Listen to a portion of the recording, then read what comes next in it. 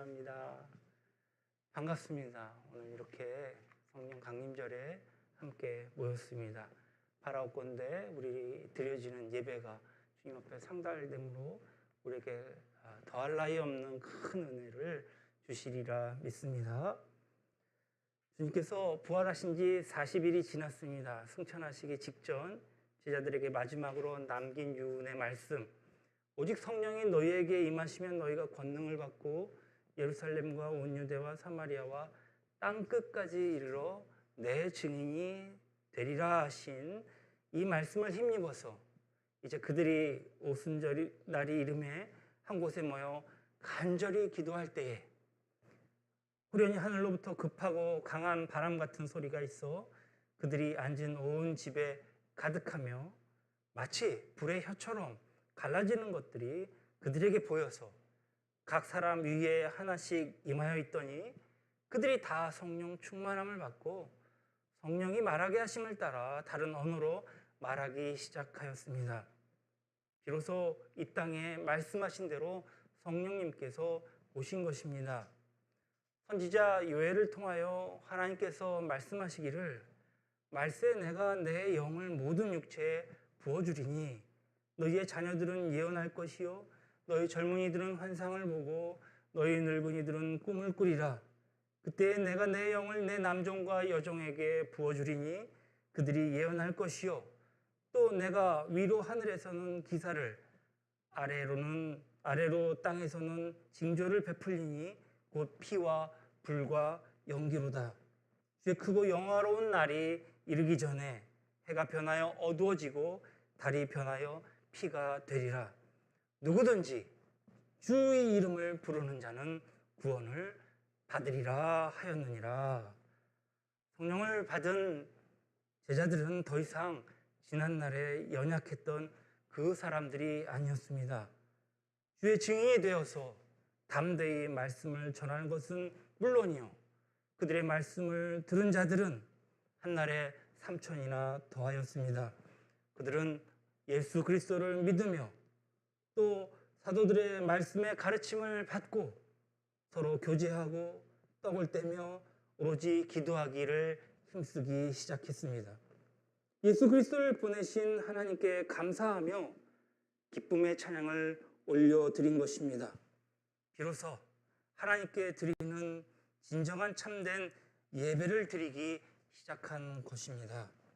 할렐루야. 오늘 본문의 제목은 하나님이 찾으시는 예배자입니다. 그러면 예배란 무엇입니까? 예배란 하나님께 합당한 예를 드리는 것입니다.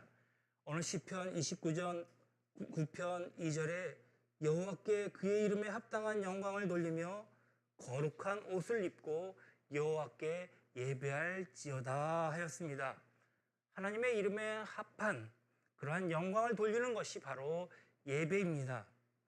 요한계시록에 보면 하나님의 보좌에 둘러싼 이제 천천만만의 천사들이 이렇게 하나님을 찬양하고 있습니다.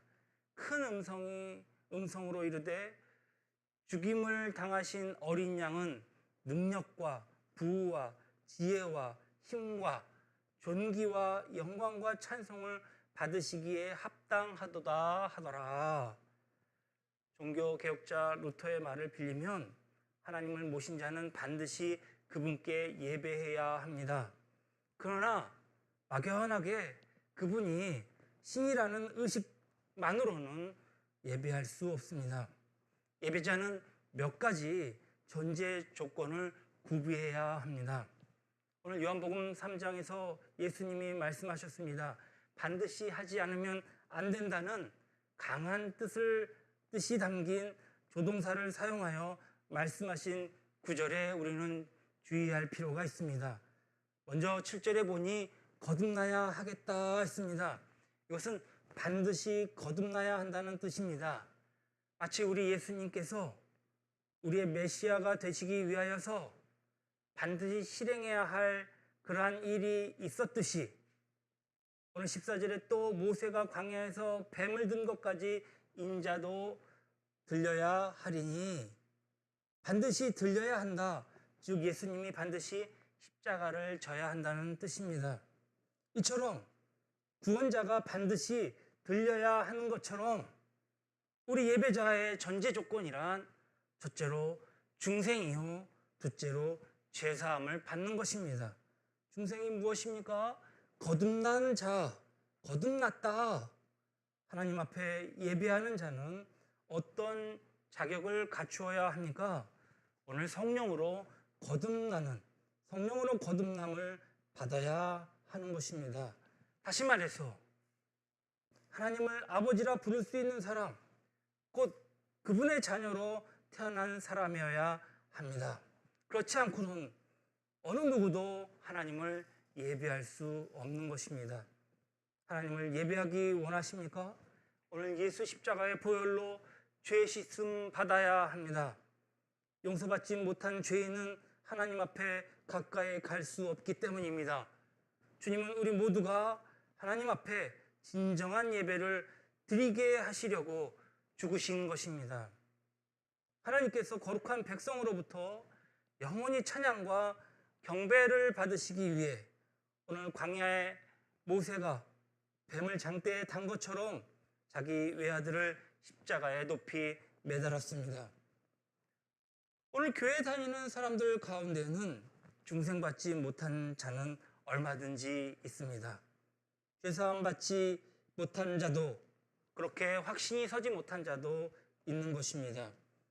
이들이 참된 예배를 드리기 원하면 간절히 기도해야 합니다.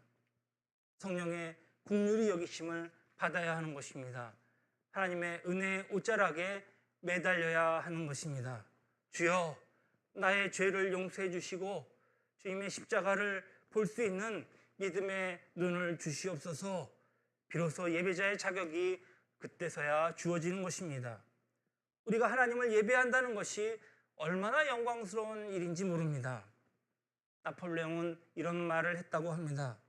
만약에 내 방에 소크라테스가 들어오면 나는 자리에서 일어서서 인사할 것이다. 그러나 내 방에 예수님이 들어오신다면 나는 방바닥에 무릎을 꿇고 절할 것이다. 우리가 믿는 예수 그리스도는 예배를 받으시기에 합당한 분이요, 우리의 모든 것을 다 바쳐서 높이고 찬양하고 영광을 돌려야 할 하나님이십니다. 그러면 우리는 어떻게 예배를 드려야 할까요? 바른 예배란 무엇입니까? 오늘 23절, 24절 가까이 두고 묵상하는 것이 좋습니다. 먼저 예배의 대상이 누구입니까? 예배의 대상이 하나님이라는 사실을 분명히 해야 합니다. 우리는 아버지께 예배하는 자들입니다. 요새 예배가 너무 많이 변질된 것 같습니다. 대상이 바뀐 예배가 많다는 얘기입니다. 어떤 이는 목사를 예배하는 사람도 있습니다. 돈을 벌어다주는 신에게 예배하는 자들도 많이 있습니다. 날마다 주시옵소서 주시옵소서 하거든요. 핸드폰, 포털 사이트에게 예배하는 자도 많이 있습니다. SNS에 예배하는 자, 마치 스트레스를 풀기라도 하듯이 자기 자신에게 예배하는 자들도 있습니다. 자기에게 맞는 말씀, 자기 예배 스타일이 아니면 예배 드리려 하지 않습니다. 주일날 우리는 무엇을 위해 예배를 드립니까? 오늘 하나님을 위해서입니까? 예배의 대상은 분명 하나님이십니다. 하나님은 영이시다 하였습니다. 하나님은요, 우리 눈에 보이지 아니하십니다. 그러한 눈에 보이지 않는 존재라는 뜻이 있습니다. 보이지 않는 존재에게 예배하는 것만큼 어려운 일이 또 있을까요?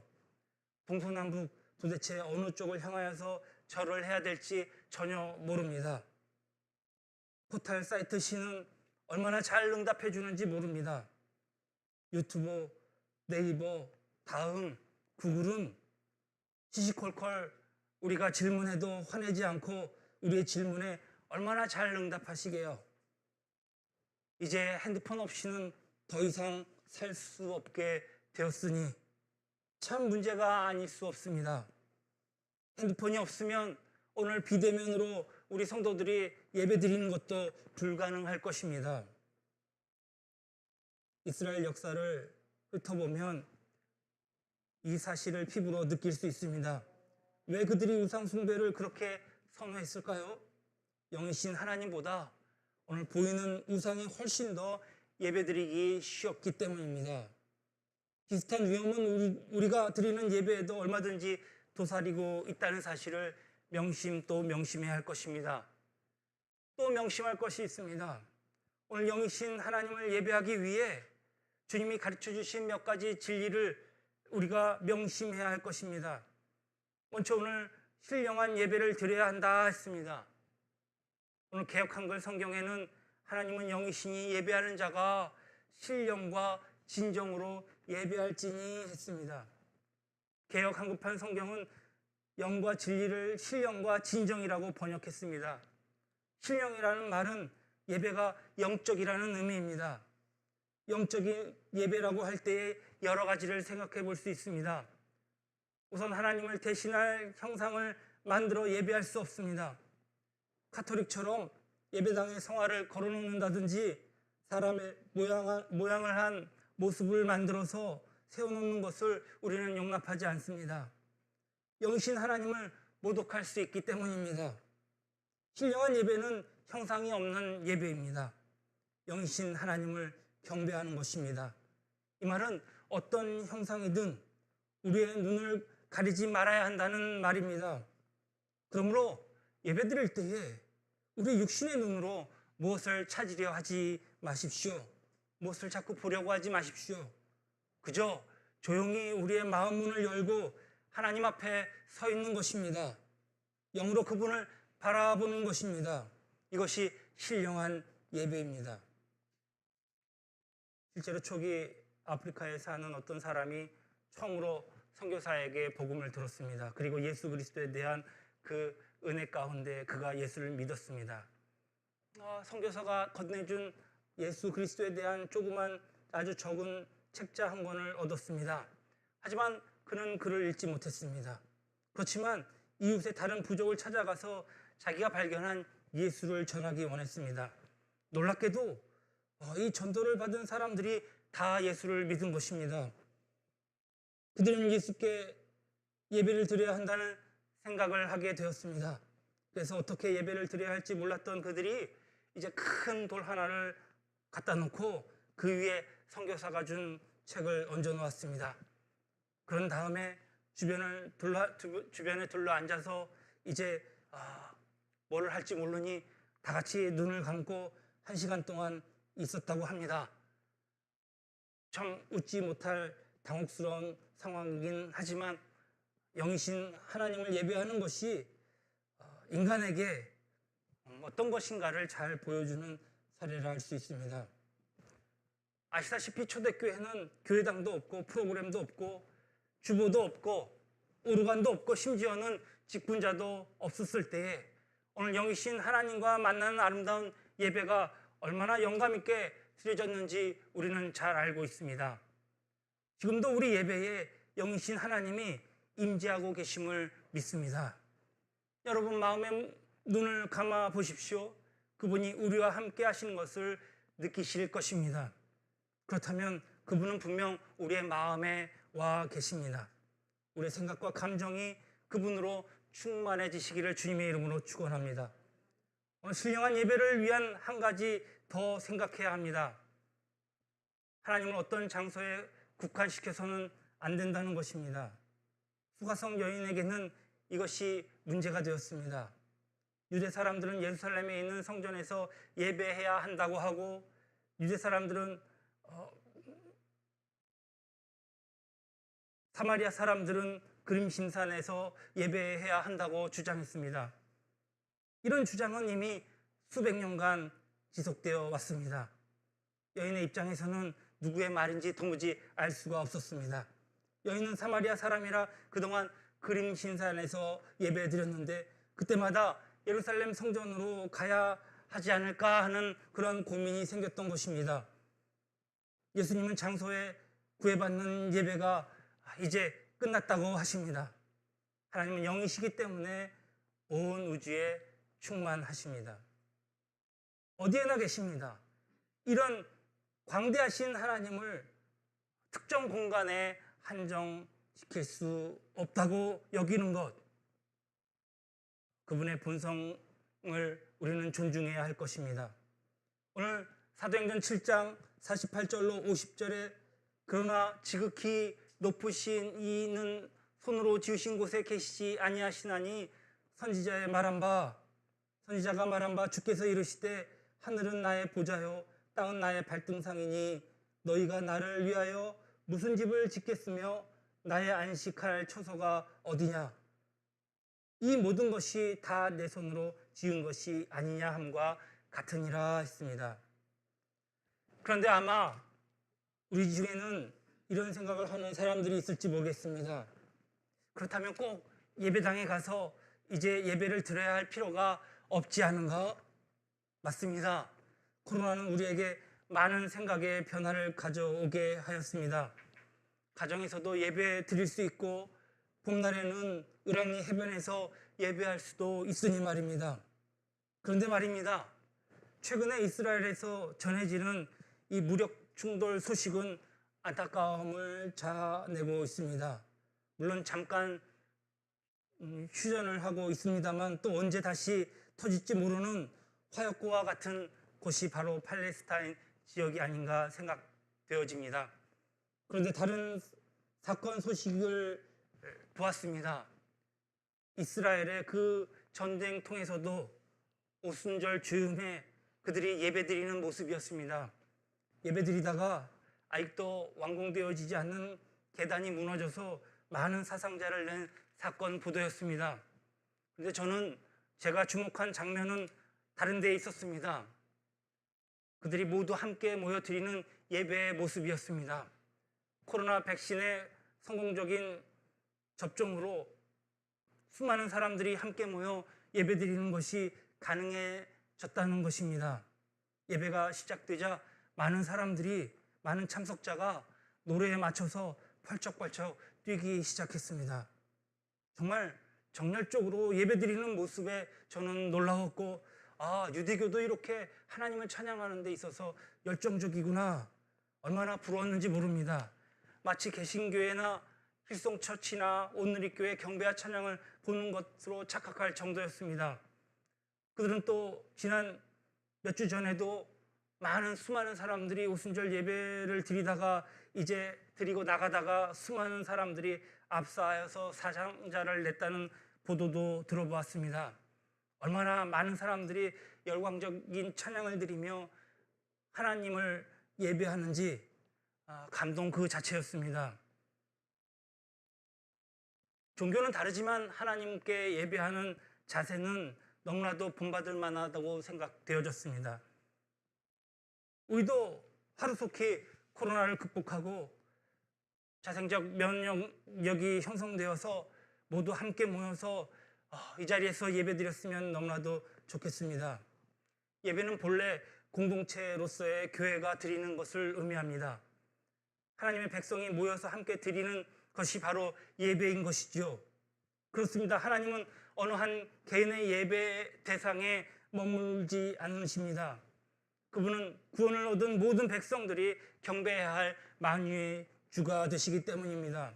그러므로 예배라는 것은 하나님의 자녀들이 교회를 통해 한 무리가 되어서 하나님을 경배하는 행위인 것입니다. 교회가 이 땅에 존재하는 이유가 무엇이겠습니까?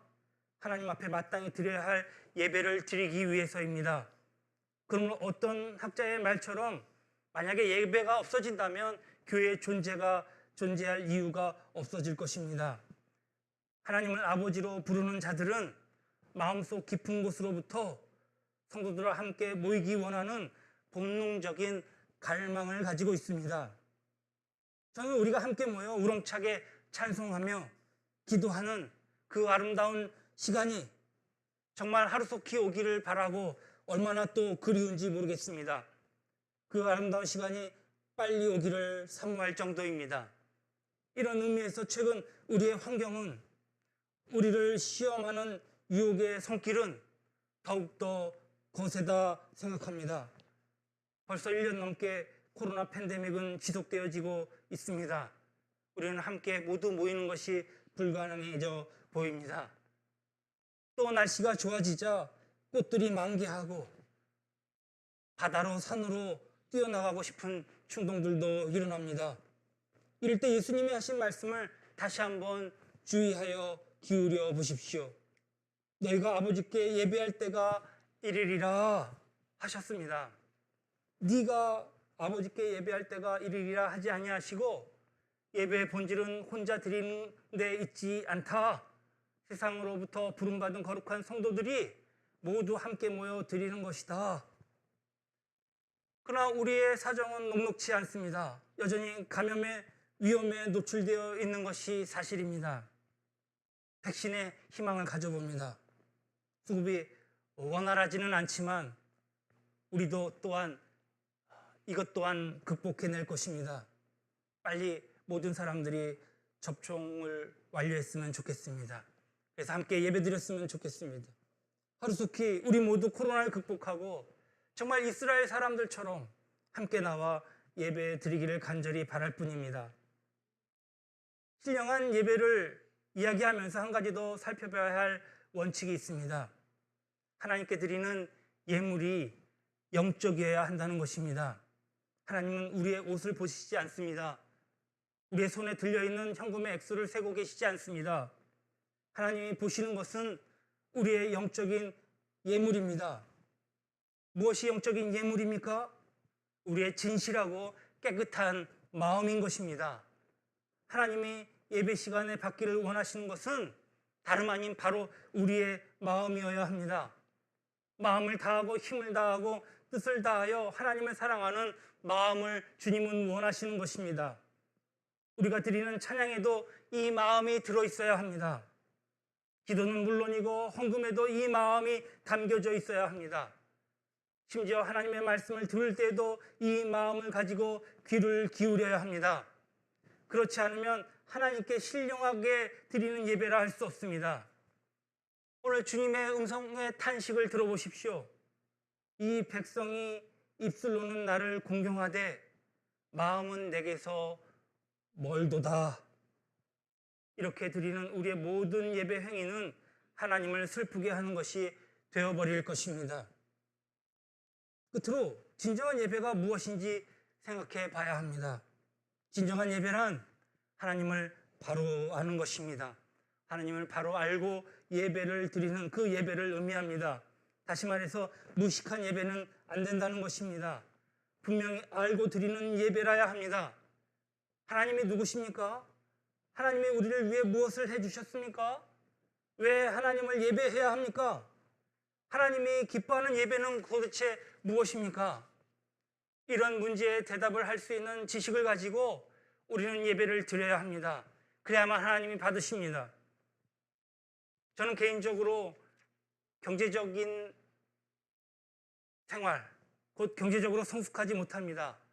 경제에 대해서 배우지도 못했고 경제적인 활동도 전무합니다. 그래서 그런지 가난을 못 면하고 살고 있습니다.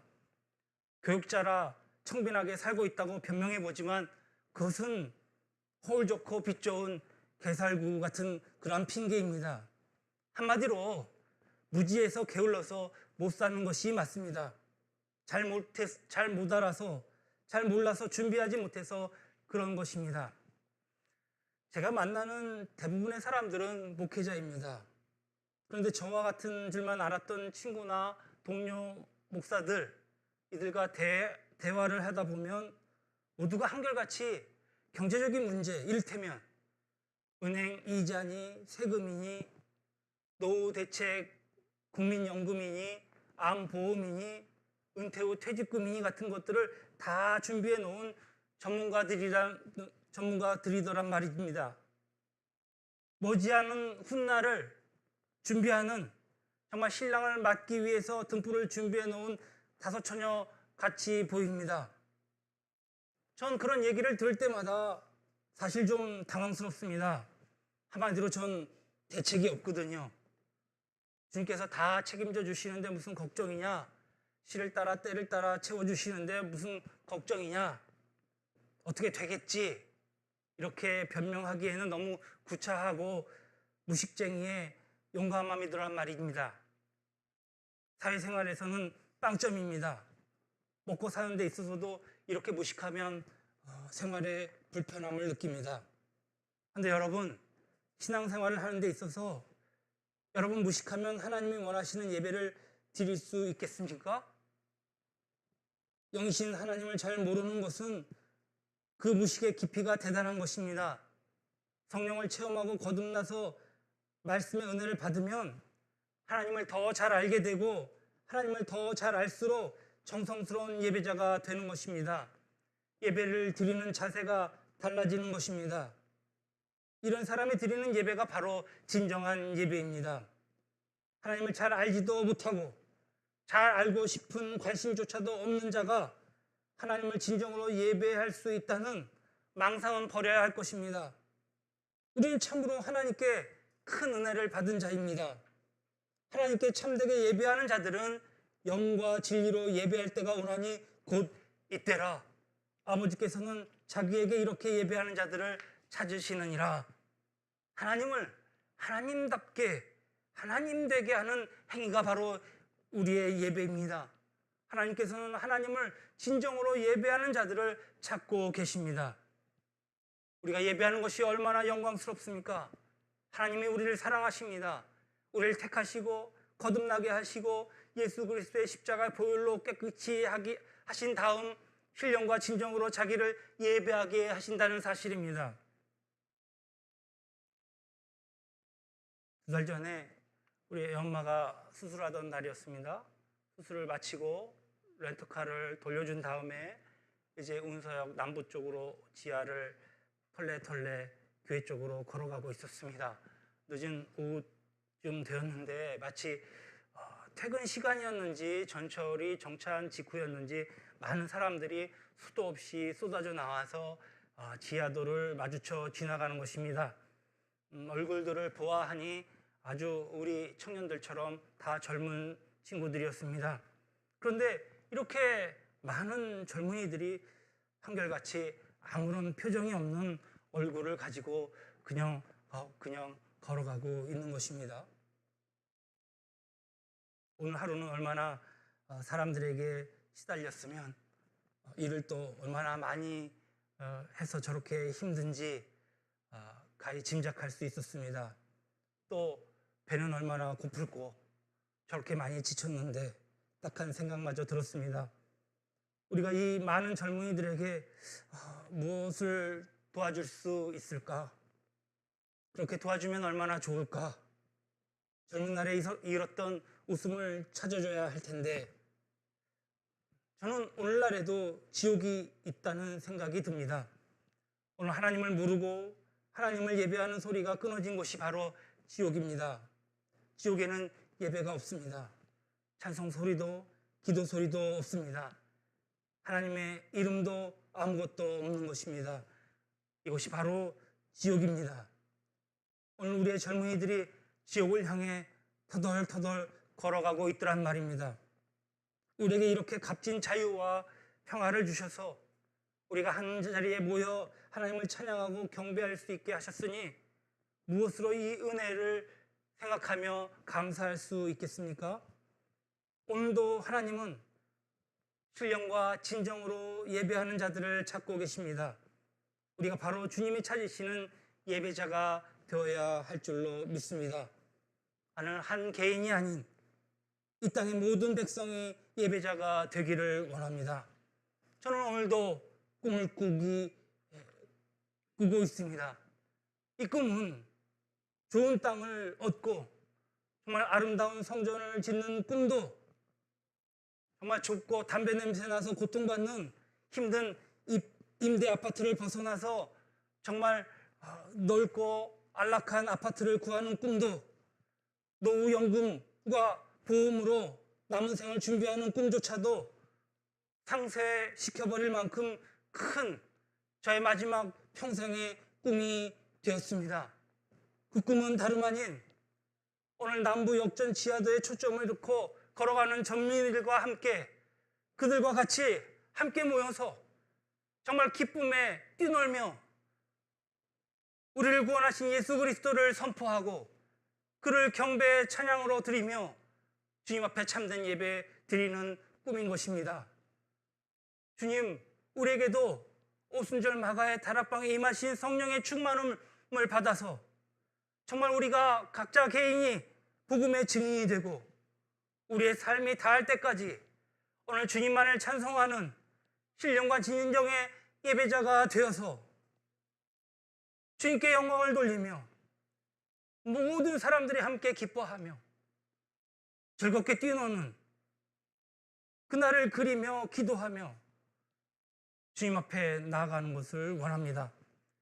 오늘 사랑하는 예언의 성도 여러분, 우리는 참된 예배자가 되어서 정말 모두 함께 주님께 기뻐하며 나아가며 주님 다시 만날 그날에 잘했다 칭찬받는 성령 충만한 하나님의 백성 되시기를 주님의 이름으로 축원합니다.